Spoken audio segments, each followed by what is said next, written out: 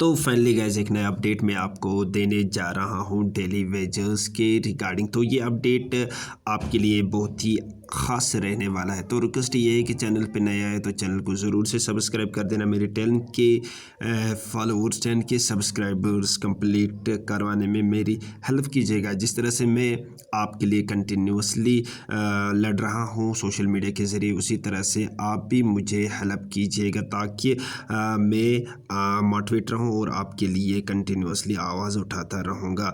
तो मैं सईद सजाद आपके खिदमत में फिर से हाज़िर हूँ एक नए से अपडेट के साथ।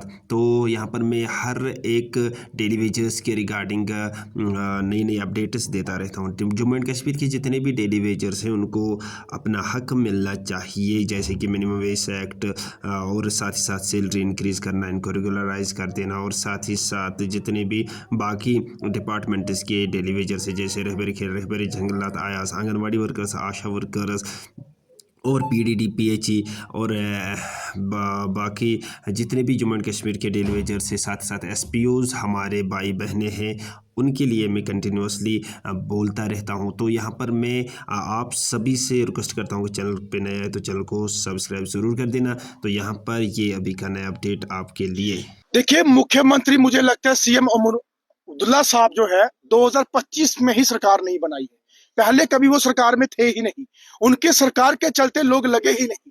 जितने भी डेली भी आप दिख रहे हैं ना, ये कोई आज के नहीं है। ये 2005 के, 6 के, 4 के, 2 के, 2000 के हैं। तो क्या उनके बीच उनकी सरकारें नहीं बनी?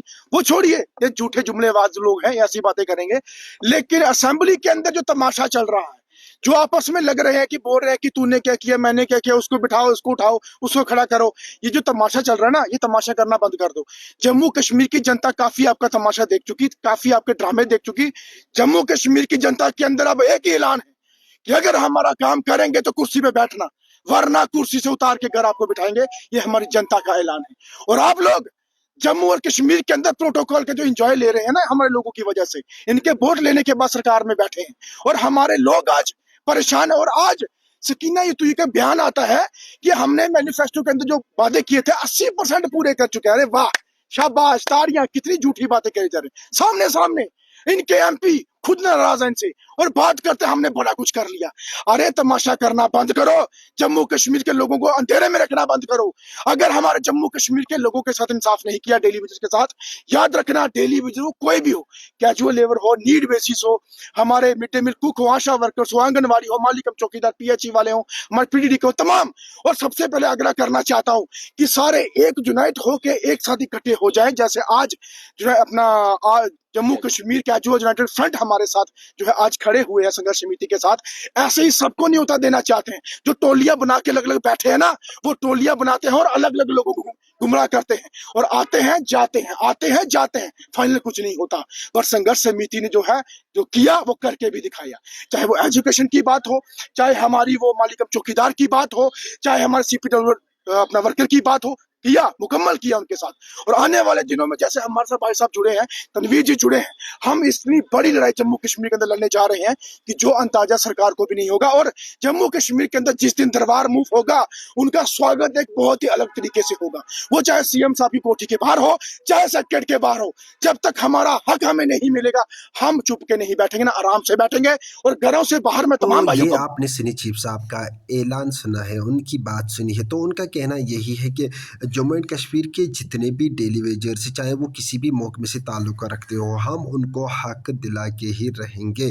तो उन्होंने साथ साथ ये कहा कि जितने भी डेली वेजर्स आज तक लगे हैं किसी डिपार्टमेंट में, वो पहले से ही 2025 से पहले ही यानी कि सरकार बनने से पहले ही बनी थी। यानी कि इनका कहना है कि उमर अब्दुल्ला सरकार में आज तक कोई भी डेली वेजर किसी भी महकमे में काम करने के लिए नहीं लगा है। यानी कि उनको यानी कि जितने भी डेली वेजर्स बने हैं उमर अब्दुल्ला सरकार के बाहर ही बनी है। और साथ ही साथ उन्होंने कहा कि सकीना यतू जी ने एक बार कहा है कि 80% जो उन्होंने मैनिफेस्टो बनाया था 80% उसके कंप्लीट हो चुके हैं। लेकिन सनी चीफ साहब ने उस पर ताली बजाई है। उन्होंने कहा कि ऐसा कुछ नहीं हुआ है, यानी कि अभी तक कोई भी काम इनसे नहीं हो पाया है हम डेली वेजर्स के लिए। और साथ ही साथ जो बाकी प्लान्स बने हैं जम्मू एंड कश्मीर के लिए।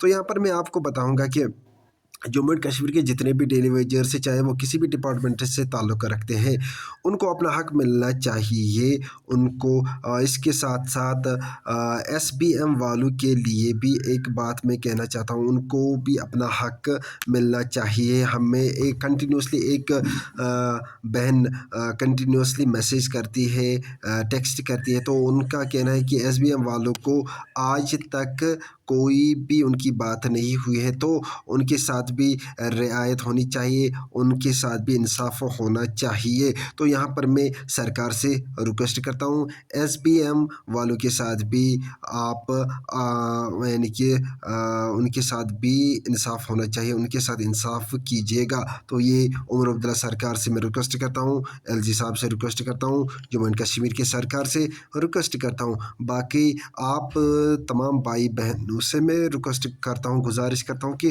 चैनल को सब्सक्राइब कर देना, मेरी 10 की सब्सक्राइबर्स कंप्लीट करवाने में मेरी हेल्प कीजिएगा, जिस तरह से मैं आपकी हेल्प कर रहा हूँ। बाकी वीडियो पसंद आया होगा लाइक शेयर ज़रूर कीजिएगा। साथ ही साथ ये भी कहना चाहता हूँ कि एसपीओज़ के हक के लिए भी मैं कंटिन्यूसली लड़ रहा हूँ और लड़ता रहूँगा।